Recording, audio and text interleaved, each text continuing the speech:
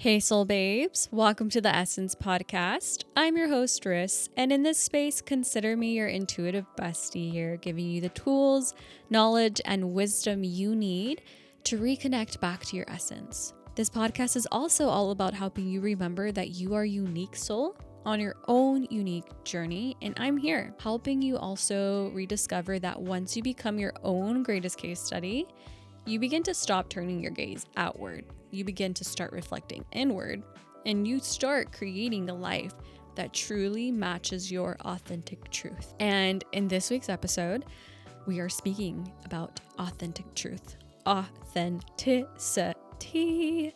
We are also talking about how some of the things that we may be searching for, that meaning for life, might be actually under our nose. As humans, we like to complicate things and we like to imagine that our vision, our goal is just some grandiose, big, spectacular, bang, boom, bada bang, like we think that it's just extravagant feeling. And it's like, yes, it feels so voluptuous and yummy. And like, it's that top tier gelato ice cream. It's that mansion with a whole view. It's this very bright and shining star. And yes, it is that energy that we want to feel. But there's just a simplicity, this subtleness that we're missing sometimes. Under our nose, at the very subtleness, it is where the magic first happens.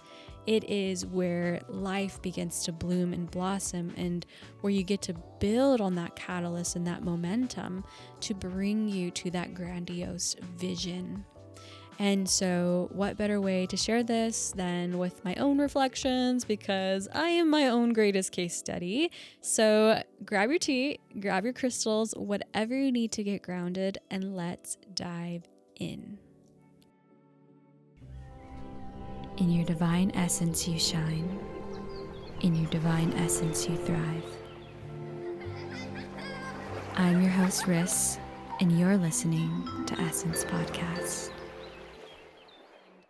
If you are following your soul calling, if you are following your creative path, if you are an artist and you already feeling the shifts of like not wanting to work your 9 to 5, not wanting to do certain things or act a certain way in a relationship, it's like, it's the time and season for that shift to happen, right? Like it's that time and season to come back to our authenticity, back to our authentic truth.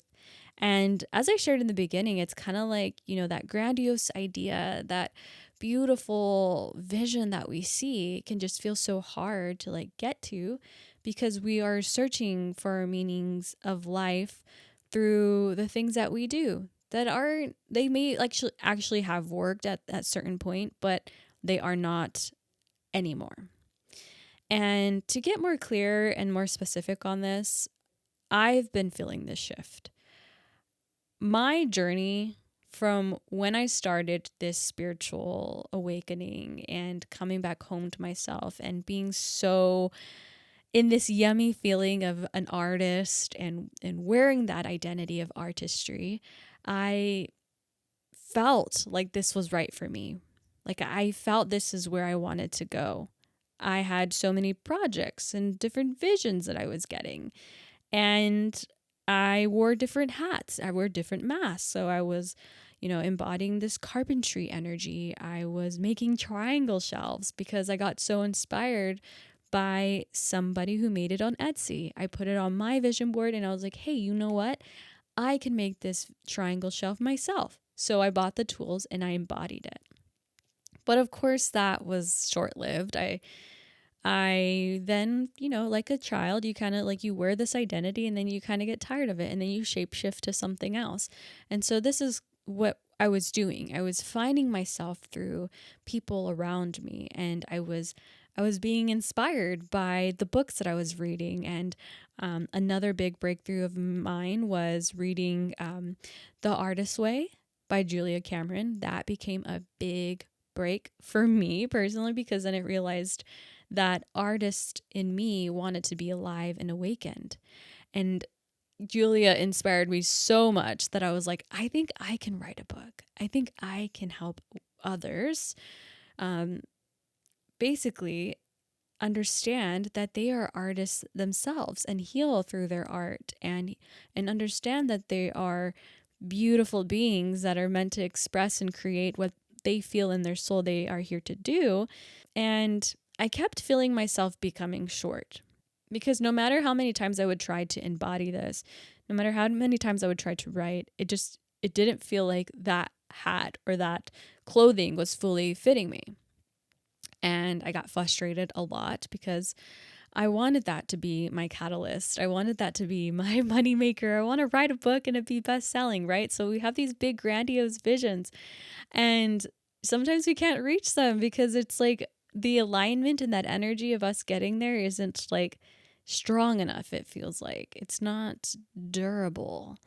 And after doing the book idea, then I pivoted, right? So I went into Reiki. I was embodying my healer energy. I was becoming the healer. I was taking on different roles of what a healer can do, right? So, like, I was hosting wellness events, and I still am.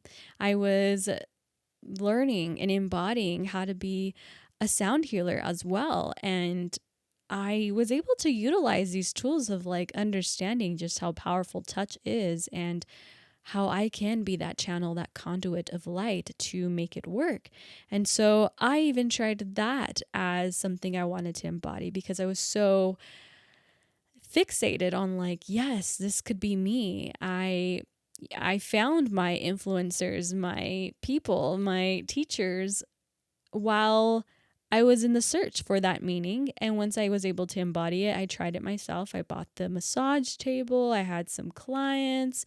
I also tried to make like a whole business out of it. Didn't necessarily align. And the sound healing, it still does align, but it's not like fully like the version that I'm sticking with. Like it's a part of me, it's a tool, but it's not fully what is to be of me.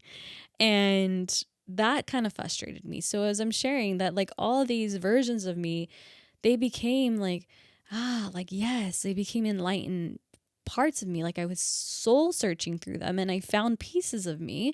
But at some point, those clothing, those versions of me didn't necessarily fit. They didn't necessarily work for me. And I kept searching and searching for some meaning, for some type of connection, until I found this podcast. Well, I mean, I didn't find it. It actually found me. I remember randomly one day on the computer having this idea that I was going to make a podcast. And I honestly don't listen to podcasts. The only podcast I've ever had really listened to before I made my podcast was Sahara Rose, the Highest Self podcast. She's basically one of the first podcasts I'd have ever listened to. And I love her podcast. I love how she presents herself. After that, of that idea, like one thing after the other effortlessly happened. I did not have a creative block. I did not have a struggle with finding out who I am or how this is going to turn out. I just knew. So not only did I have this idea, but then it turned into me making an intro, having all these video clips of me in my essence together, putting a song together. I was basically becoming a producer. I put a whole intro song together, and I also took the time to memorize my intro of what I was going to say and how I was going to introduce it. And you saw me. I mean, if you really look through my whole playlist timeline of my podcast, you would see that I definitely had my pivots. I've had my falls. I've had my stumbling on my words. I've also had a lot of videos where I've took out chunks and edited so much because I was just like blah, blah, blah, tripping all over my words and very self-conscious. So you've seen me along the journey, slowly becoming the version I am today. And throughout all that momentum, I mean, it's been a year and a half of going through that momentum, still sticking with it. I never really saw this as like a grandiose top of the mansion on top of the hill type of vision. I don't even know where this podcast is going sometimes. I'm like, why am I here? Like, what am I showing up for? Like, what? And meanwhile, I'm searching for meaning. I'm searching for the meaning of life, for what the heck I am to do with my life, and what is my authentic truth wanting from me, and what does it even look like that I'm out here searching. I'm out here gathering pieces of me, because I really do feel like that searching for meaning for life it's part of the journey, right? Like, we go through experiences, we go through the ebbs and flows, we have trauma, we have mistakes, we have challenges, we have breakups, we have makeups, we have new friendships that come into our life, old friendships that die, our heart is always being cracked open, and life is just ever evolving. And through that journey, we lose ourselves, we lose branches of our soul, but then we find it again. We find ourselves again. And then we get to a certain age. And in that certain age, we've experienced life enough to know how we want to move, how we want to groove. And it helps us sort of find our feet on the earth, to finally feel like we belong. Or so I hope most of us get to that level. But I mean, it doesn't have a time frame on like when you find that, but I do feel like eventually in life you get to this place where you can somewhat discover that. But I don't feel like it's ever over. I don't feel like me understanding who I am and understanding where I'm going and who I will ever be revealing to me at first. I know it'll take time, but I know that it is all going to reveal itself at one point. So I just cleaned my house a few days ago, and I started cleaning out drawers from all the creative things I've made, all past like macrame pieces and also wood projects. Like I have like a creative junk drawer. It wasn't a junk drawer before, it just recently became a junk drawer. While I'm clearing out and cleansing my past, especially tying up loose ends of 2025 still, I'm able to now let go of certain things that are no longer serving me. But when it comes to now sitting and surrendering to what else is to come, to what else is to flow, that started to become clear today. So before I recorded this podcast, I did a money mantra meditation with my mom. My mom randomly messaged me this morning, was like, "Good morning. So when is like the best day where you feel like at your highest vibration?" And I was like, very interesting. And I told her Wednesdays, Thursdays, and Fridays. And so we ended up meeting today, which is when it's Wednesday, me recording this. And while we met up, I finally felt the shift of me being able to be present with this money mantra. I think I mentioned in another episode where it was like really hard for me to get into the money mantra with my mom. But this time around, I was able to like actually focus in, come inward, and start to manifest some good money. But even while I was working through this manifestation, I realized, I'm putting reality in with the practicality, spirituality with practicality is what I'm trying to say. Is like, I understand that realistically things need to have containers, right? But then also there's this other beautiful, wondrous part within us, which is spiritually, that gets to understand and know that money is just a form of currency. It's like an energetic currency. And the more that you give, the more that you offer, the more that you are of service, the more you get in return, the more you receive. And what better way does that happen than through certain containers that you build?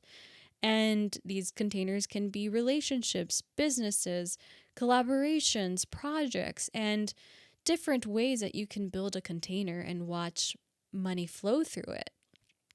And as I was realizing that, as I was sitting with it, because in this meditation, I was being playful with it. Number one, to playing with the numbers and like imagining money coming into my bank account, but knowing the reality of things of like there needs to be a container.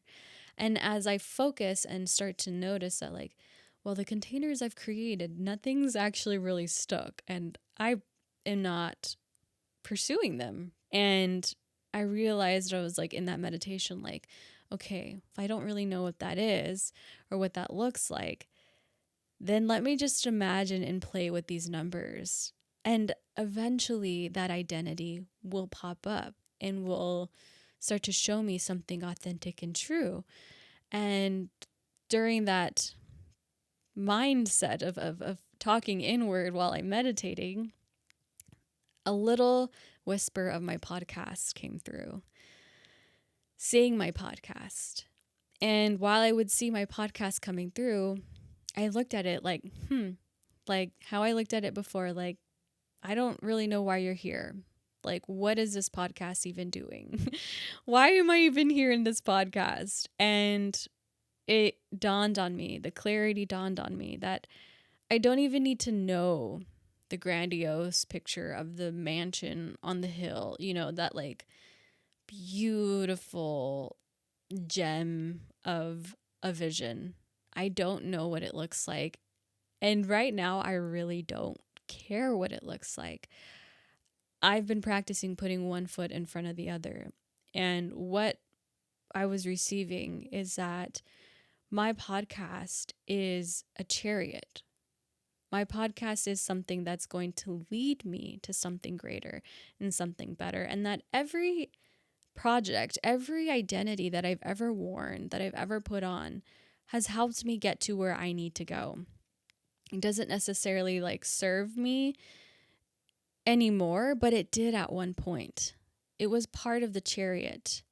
I was just so stuck and committed to it to be a container of money.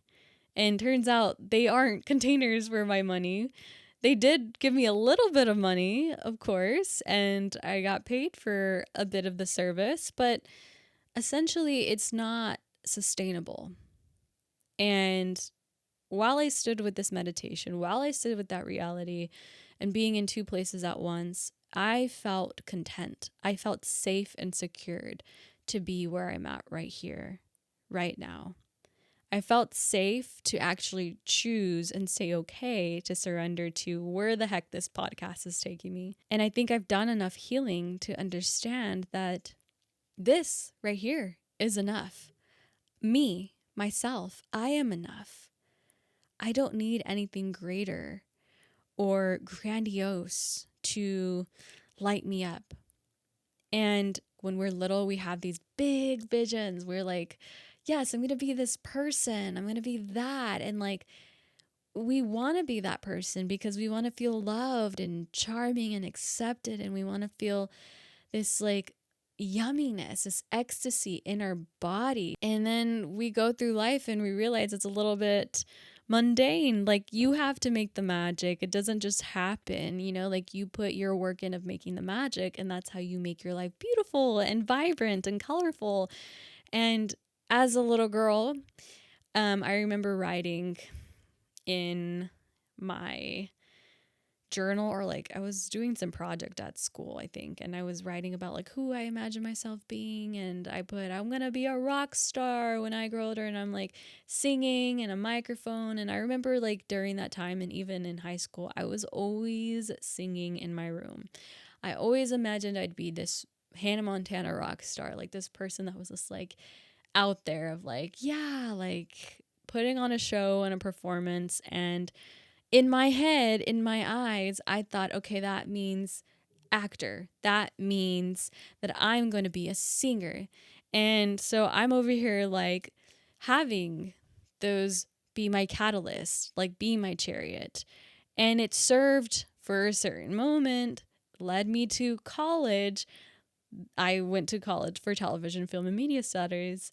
And then it led me to being in LA, and the chariot just keeps going. Do you see? Like it's like you pulls you, and then it realizes, okay, that's not it. Like, let's pivot, right?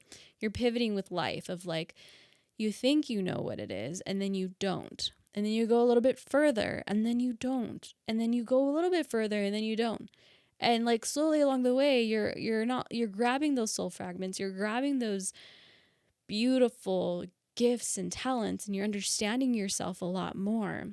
I think that's just the whole beauty of life, right? It's just like out of everything that you've done, out of all the things you're still doing, like you're still on the right path. Like you're still where you need to be. And if you don't feel that way, if you don't feel like, oh, this is not where I want to be, then I ask for you to surrender. I ask for you to take a step back and just look right under your nose. Just take a simple, subtle breath.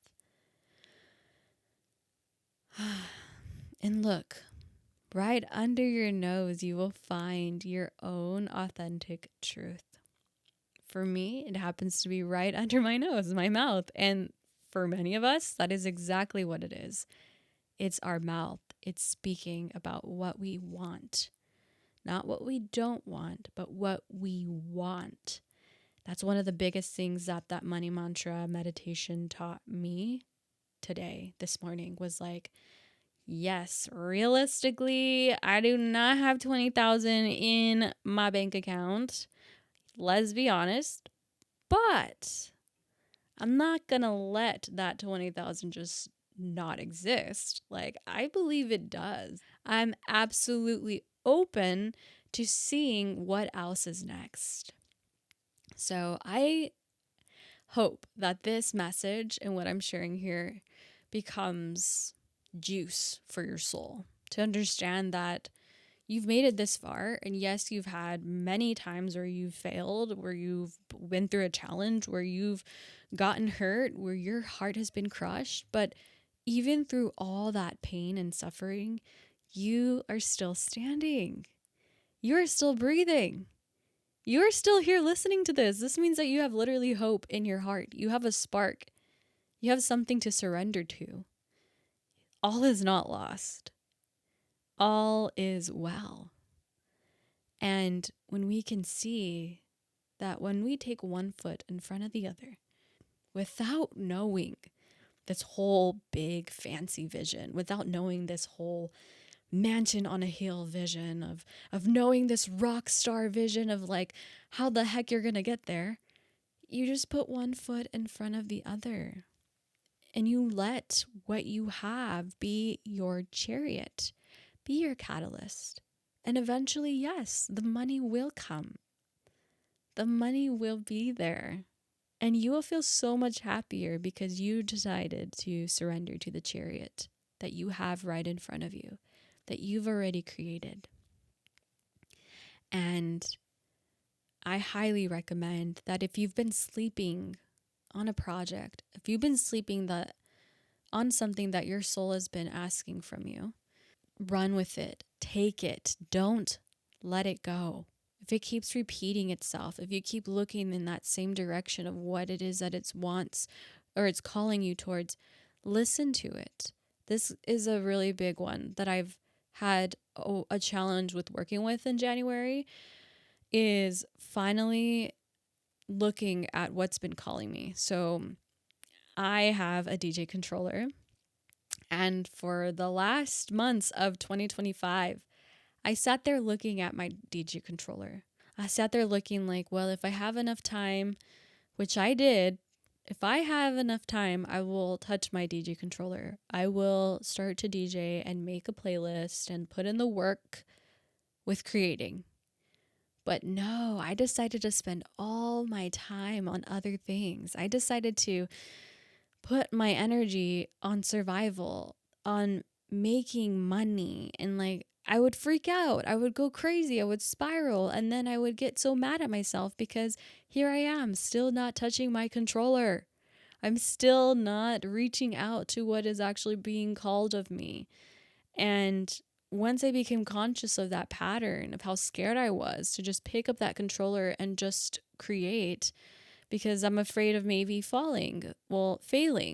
And I'm afraid of being made fun of. I'm afraid of being a beginner. I'm afraid of actually seeing how good I am. I'm afraid of just getting anywhere. And I will admit that. I'm afraid sometimes. But when I do show up, when I do actually commit, I make some good shit. Like, I've gotten hired a few times to be a DJ, and I ended up having a great outcome. Everyone's always told me, like, hey, that was great. And even though I probably did a shitty job, I was getting compliments, you know? And so I decided to then, with that saying, putting one foot in front of the other, consciously start to put in my calendar that I'm going to DJ. Because it seems like DJing for me might be actually a container that I'm working on, but it's in my head that I'm being hard on myself, that I'm telling myself no, that I'm afraid of actually letting something creative be a container for me. And the practicality mind of like, well, that doesn't make sense. Like, that seems like, I don't know. For me, it's still healing from that artist, the like putting down the artist voice, because everybody I've been around has definitely been something that's not really artistry, you know, something that's more 9 to 5, working for somebody else and having this steady salary and income and educational job. And I'm just like, I don't even have any of that, honey. I'm over here just deciding to be a DJ, to just seeing where this chariot of a podcast takes me and letting that be it for me, because I know that eventually it's going to line up with what this rock star mentality is trying to share here or get to. So yes, the pivots have happened, and they happened for the better. A lot of beautiful pivots in 2026. Be aware that you will have a lot more breakthroughs. You will have a lot more chances than you've ever realized before to get back on track, get back to where you are actually feeling the momentum of being. And knowing that your authentic truth is literally underneath your nose. Like, it's literally you coming back to the very simple, subtle things that make you you. Your voice, your presence, your spirit, all of it. So I hope this message finds you well, soul babe, and that you are able to take a moment of surrendering, honestly. That is all it takes. Just surrender. Give yourself a moment in solitude. Give yourself a moment to practice something you have been keeping in the back of your mind, that you know that your soul has been asking of you. Pick it up. This is it. And if this message finds you well, I want you to close your eyes and take a deep breath with me. Breathing in through the nose. Exhale out of the mouth. Breathing in. Exhale out. Repeat after me.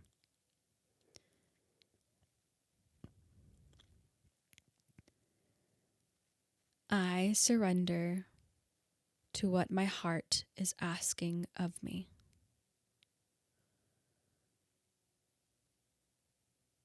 I choose to quiet my mind. I choose to listen to my soul. And I choose to live in my authentic truth. So be it. Yummy, yummy, yummy. Well, I hope that you have a beautiful, blessed day.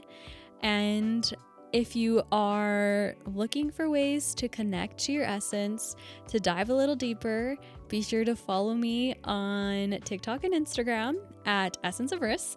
And you can also find more episodes of Essence Podcast on YouTube, Spotify, and Apple Podcasts. And I'll see you in the next one, Soul Babes. Bye for now.